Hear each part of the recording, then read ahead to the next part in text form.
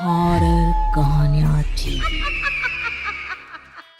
खून की प्यास पार्ट 2। और उसके बाद वो जंगल एक बार फिर से सुमन की चीखों से गूंज उठा। लेकिन आज की रात सुमन की चीखों को सुनने वाला वहां पर कोई भी नहीं था। अगर वहां पर कोई मौजूद था तो बस हरिया, जो कि अब एक भेड़िए में बदल चुका था। सुमन के बालों को पकड़कर घसीटते हुए वो जंगल के बीचों बीच एक जगह पर ले जा रहा था। अगली सुबह गांव में। अरे भाई, पता नहीं क्या बात है, अपने गांव का हरिया किसान और उसकी पत्नी सुमन दोनों गायब हैं। दोनों का कोई अता पता नहीं। अरे कैसी बातें कर रहे हो भाई, ये कब हुआ है? अरे पूरे गांव में खबर फैली पड़ी है। कल रात को दोनों खेत की तरफ जा रहे थे, लेकिन लौटकर आए ही नहीं। तो हो सकता है अपने खेत पर होंगे। पूरा गांव ढूंढ कर आया है भाई। जानते हो क्या मिला वहाँ पर? क्या हुआ भाई? क्या मिला? बताओ हमें, क्या मिला? अरे हरिया की पत्नी सुमन के कपड़े पड़े हुए थे।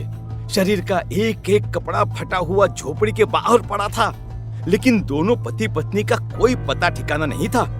अरे भाई, लेकिन उसका जो दोस्त है ना रामू किसान, उससे पता करके आते हैं ना। अब तक तो दोनों साथ ही खेत पर जाया करते थे। हाँ, हमें उसके घर जाना चाहिए भाई। चलो वहाँ चलते हैं, चलो। वो सारे लोग रामू के घर पर पहुंचते हैं। रामू अपने घर के बाहर बैठकर हुक्का पी रहा था। आज सारे के सारे लोग टोली बनाकर मेरे घर क्यों आ रहे हैं? क्या कोई मर गया क्या भाई?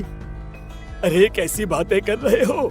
तुम्हारा सबसे अच्छा दोस्त हरिया और उसकी पत्नी गायब है और तुम यहाँ बैठकर हुक्का पिए जा रहे हो, हैं? रामू ने अजीब सी नजरों से उन सब गांव वालों की तरफ देखा, जिसकी वजह से वो लोग एक बार के लिए डर गए। गायब है? अरे गायब नहीं है, मुक्ति मिल गई है। उन दोनों को मुक्ति मिली है। इस दुनिया में आकर हर इंसान पाप करता है और उसे उसके पापों के लिए मुक्ति मिलना बहुत जरूरी है। अरे ये कैसी बहकी बातें कर रहे हो भाई, हैं? और इसका चेहरा अजीब सा क्यों लग रहा है? लगता है दोस्त के मरने का गम बैठ गया है। पागल हो गया है शायद ये पागल। ये बात सुनते ही रामू चीख कर जोर से चिल्लाते हुए कहता है, पागल मैं नहीं हूँ, पागल तुम सब हो। और ये शैतानी जंगल अब तुम में से किसी को नहीं छोड़ने वाला, सबको खा जाएगा। याद रखना मेरी बात। शैतानी जंगल? कैसा शैतानी जंगल? लगता है रामू पागल हो चुका है। हमें यहाँ से चलना चाहिए भाई। चलो। तभी रामू की पत्नी बाहर आती है। नहीं, आप लोग इनकी बात का बुरा मत मानिए। 2 दिन पहले हरिया के साथ खेत पर गए थे। जब से वहाँ से आए हैं तब से ऐसी ही बातें कर रहे हैं। भगवान जाने ऐसा क्या देख लिया उन्होंने, खेत में कुछ भी बड़बड़ाते रहते हैं। लेकिन गांव के लोगों ने कमला की कोई बात नहीं सुनी और वो सब वहां से चले गए। रात अब धीरे धीरे ढलने लगी थी। तभी अचानक किसी ने धीमी सी आवाज में रामू को पुकारा। रामू, आ जाओ, मैं तुम्हारा इंतजार कर रहा हूँ। और सुनो, अपनी पत्नी को साथ लेकर आना, नहीं तो काम अधूरा रह जाएगा। ये आवाज सुनते ही रामू के चेहरे पर शैतानी मुस्कुराहट आ जाती है। वो धीमे कदमों से अपने घर के अंदर आता है। क्या हुआ? तबीयत ठीक है ना अब आपकी? मैं तुझे अपने साथ खेत पर ले जाने आया, चल। मैं तुम्हारे साथ कहीं नहीं जाने वाली। मुन्ना गहरी नींद में सो रहा है और उसे अकेला छोड़कर मैं तुम्हारे साथ खेत पर नहीं आ सकती। वैसे भी तुम्हारे उन खेतों में भगवान जाने कौन सा राक्षस घूम रहा है, मुझे तो डर लगता है। रामू गुस्से में दांत पीसता अपनी झोपड़ी से बाहर आ जाता है और कमला गहरी नींद में अपने बच्चे के साथ सो जाती है। तभी अचानक रात को रामू की झोपड़ी के ऊपर एक साया वही गाना गुनगुनाते हुए घूमने लगता है जो हरिया के मोबाइल में बजा करता था। मैं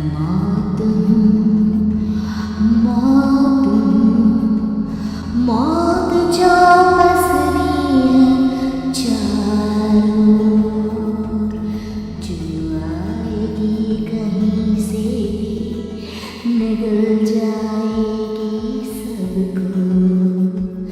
मैं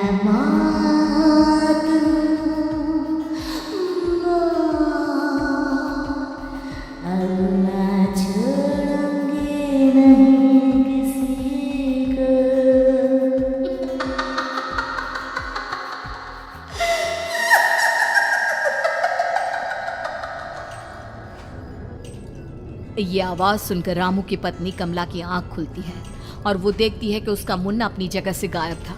कमला चीखते हुए बाहर दौड़ कर आती है। वहां पर उसने देखा कि रामू ने अपने बच्चे को झोपड़ी के बाहर एक पेड़ से उल्टा लटकाया हुआ था और उसका बच्चा चीख चीख कर रो रहा था। वहीं दूसरी तरफ एक साया बच्चे के ठीक नीचे आग जलाकर उसके चारों तरफ हैवानों की तरफ नाच रहा था।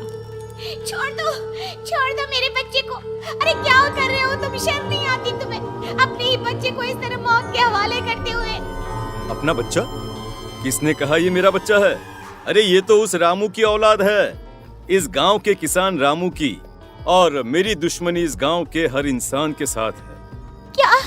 कैसी बात कर रहे हो तुम? और ये औरत कौन है? ये मेरे बच्चे को खा जाएगी। तभी अचानक से उस साया ने एक बेहद खतरनाक दिखने वाली औरत का रूप ले लिया और उसकी आंखों से आग निकल रही थी। सही पहचाना तूने, मैं तेरे बच्चे को खा जाऊंगी। अगर तू अपनी इस हैवान पति रामू के साथ जंगल नहीं आए, मैं तेरे बच्चे को खा जाऊंगी। लेकिन क्यों? आखिर क्या चाहती हो तुम मुझसे? मुझे जंगल क्यों ले जाना चाहती हो? औरत बुरी तरह से ठहाके मार मार कर जोर जोर से हंसने लगी और साथ में रामू भी। ये तो तुझे वहाँ चलने के बाद ही पता चलेगा ना। अगर तू नहीं आई तो थोड़ी देर में तेरा ये बच्चा आग में जलकर मर जाएगा। चल जल्दी। नहीं, मेरे बच्चे को छोड़ दो। तुम जहाँ कहोगे मैं तुम्हारे साथ चलने के लिए तैयार हूँ। और उसके बाद उस बच्चे को झोपड़ी में लिटाकर आगे आगे वो साया चल रहा था और उसके पीछे पीछे रामू अपनी पत्नी के बाल पकड़कर उसे घसीटते हुए जंगल की तरफ ले गया। जंगल में जाने के बाद, कितनी खूबसूरत हो तुम। आज की रात बस तुम और मैं एक दूसरे के साथ रहेंगे। मुझे तुमसे बहुत डर लग रहा है। तुम्हें क्या हो गया है? तुम तो बिल्कुल ठीक थे। वो होगा जो हमारे बीच होना चाहिए। तो आओ अपने आप को मेरे हवाले कर दो। कमला ने डर की वजह से अपनी दोनों आंखें कसकर बंद कर ली थी। रामू ने बुरी तरह से चीख कर कमला से कहा, आंखें खोलो अपनी और मेरी तरफ देखो। कमला ने जैसे ही अपनी आंखें खोली उसने देखा कि रामू एक खतरनाक खूनी हैवान में बदल चुका था। कौन हो तुम? जाने दो मुझे। क्या चाहते हो मुझसे? वही जो एक आदमी एक औरत से चाहता है। मैं तुम्हारा पति रामू नहीं, बल्कि इस जंगल का एक भेड़िया हूँ, और आज की रात तुम्हारे खून से अपनी प्यास बुझा जाऊं। और उसके बाद वो जंगल कमला की दर्दनाक चीखों से गूंज उठा। अगली सुबह कमला के कपड़े भी जंगल में उसी तरह पाए गए जैसे कि सुमन के पाए गए थे। इस घटना के बाद पूरे गांव में दहशत का माहौल था। अपने माँ बाप की मौत और गांव में हो रहे इस तरह की घटनाओं की खबर सुनकर किशन शहर से गांव लौट आया था।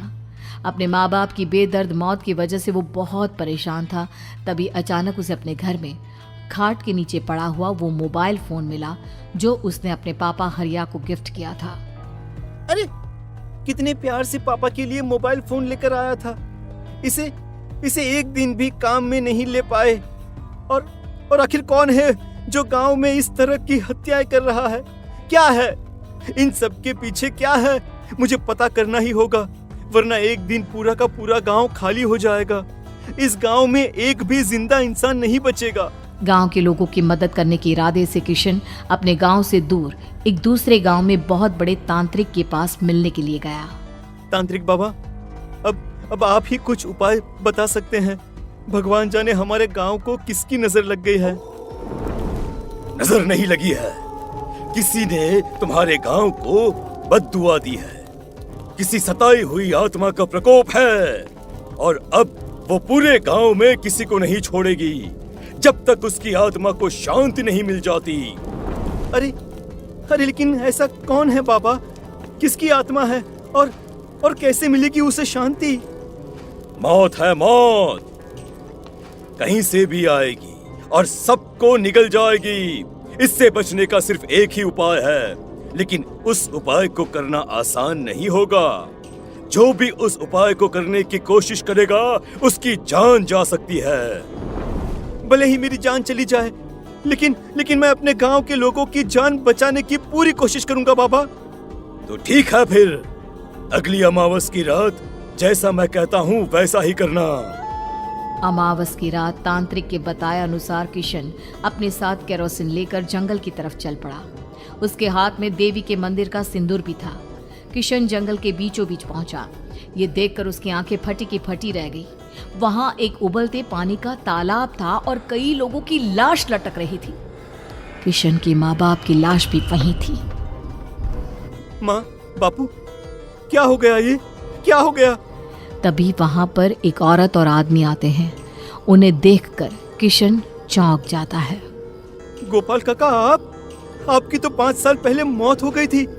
और निर्मला काकी, आप? मौत तो हो गई थी, लेकिन तुम ये नहीं जानते कि हमारी मौत कैसे हुई थी। क्या कहना चाहते हैं आप? कुछ नहीं, बस ये जान लो कि अब इस गांव में कोई जिंदा नहीं बचेगा। लेकिन क्यों काकी? क्योंकि 5 साल पहले इन गांव वालों ने मुझे डायन बताकर पत्थर मार मार के मार डाला। मेरी कोई गलती नहीं थी। गांव का एक बच्चा क्या लापता हुआ, सारा इल्जाम मेरी पत्नी पे डाल दिया। और जब मैंने निर्मला की जान बचाने की कोशिश की तो मुझे भी मार डाला। आपके साथ ये बहुत गलत हुआ काकी, लेकिन आप जो कर रहे हैं वो भी सही नहीं है ना? तुम यहाँ से चले जाओ वरना तुम भी नहीं बचोगे। हमारी आत्मा पिछले 5 साल से मुक्ति के लिए भटक रही है। चले जाओ यहाँ से। मौका देखकर किशन सिंदूर उन दोनों के ऊपर डाल देता है।